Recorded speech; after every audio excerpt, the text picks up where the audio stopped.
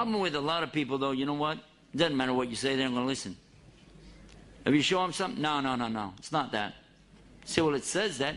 It says red right there, red, R-E-D. Yeah, but you have to read it in the spirit to understand. It means blue. Well, over here it says up, U-P, up.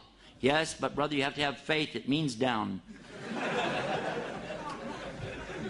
Okay, whatever. Many miracles come with prophets. This is how Allah gives them the clear identification, so you know you got to follow them. In Surah Ar-Rum, for instance, it begins immediately talking about the Romans had been defeated in the nearest land, which was the Arabian Peninsula. And after this defeat, though, they're going to be victorious within 3 to 9 years. It's a word in Arabic that means 3 to 9 years. And sure enough, they were badly defeated in Antioch in 613, and as a result, the Persians swiftly pushed them on all fronts. It was hard to imagine the Romans would ever defeat the Persians, but sure enough, the Quran was right, because the Romans were victorious within 3 to 9 years. It was in the year 622, 9 years after the Romans' defeat. The two forces met again on Armenian soil. The result was decisive victory in favor of the Romans. MashaAllah. Prophecy was fulfilled. Now that's a prophecy, though, in the time of Muhammad. So the detractors from Islam would say, well, he made it up after the fact. Never mind the fact that we know when it was revealed because people were reciting it. But they'll still say, well, I don't believe that. I don't want to believe that. It's not mentioned in this book, but most of you will know it when I mention it to you. The most amazing miracle that I know of dealing with the Quran and the Prophet Muhammad sallallahu alaihi wasallam is one that I thought about after I saw a movie called Back to the Future. Haram, haram. Anyway. The movie Back to the Future talks about a guy who goes in the past, then he wants to go back to the future. They had another sequel to it where he goes into the future, then a third sequel to it where he goes in the future, and then he goes way in the past back to the Old West, and then goes back and forth. He's going back and forth and back and forth. Michael J. Fox was in that. But I thought about this, and then I thought about something. Nobody could really predict things that happened in the ancient past that people are arguing about. They don't even know what it is for sure. But somebody to predict something in the past and then make a connection with that to something in the future. Do you think somebody could do that? That would be really tough. I want you to take a subject that happened, let's say, 3,000 years ago, okay? And I want you to take that subject and then predict something about it 1,500 years from now, and let's see how well you can do. Well, the good news is you won't be here, so nobody could blame you. But the Quran is still here, and we just found out something in the 1970s. An amazing thing. For a long time, centuries, not just the Christians, but even some of the Jews, people have been arguing about Moses, alayhi salam. Did he really even exist, or was he just somebody that they made the story up about? Big-time scholars of the Bible have actually said that this is just a nice story. There really wasn't anybody named Moses. There wasn't anybody named Pharaoh.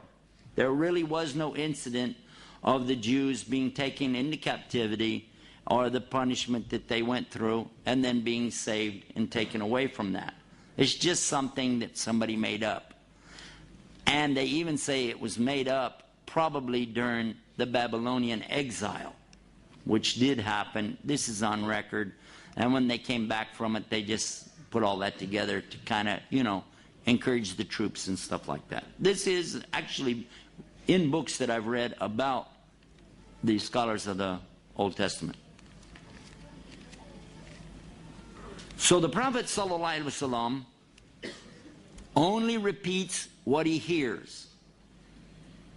The angel Jibril is a representative of Allah and tells him to recite. He recites, and what he hears, he recites, and the people recite the same thing. And we've been doing that mouth to ear and ear to mouth ever since. In the Quran, there's a statement, a strange statement, that was actually discovered by a non-Muslim in the early 70s.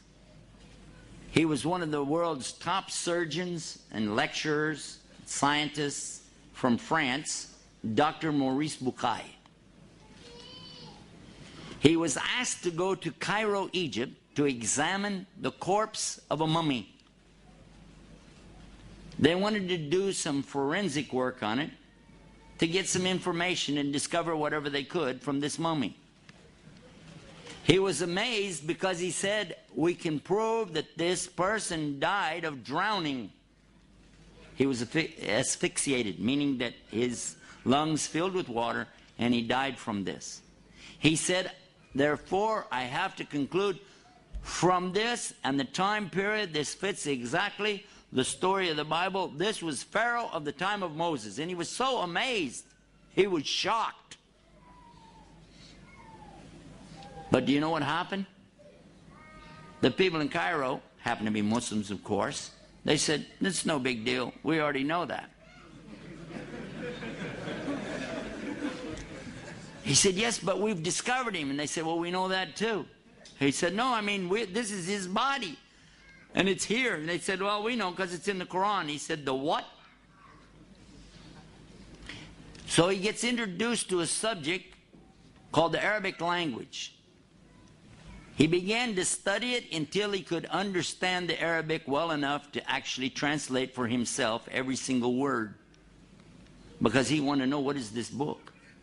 Because it says in it that Allah is going to punish Pharaoh in a very specific way. That he is going to drown him, but he's going to preserve his body as a sign.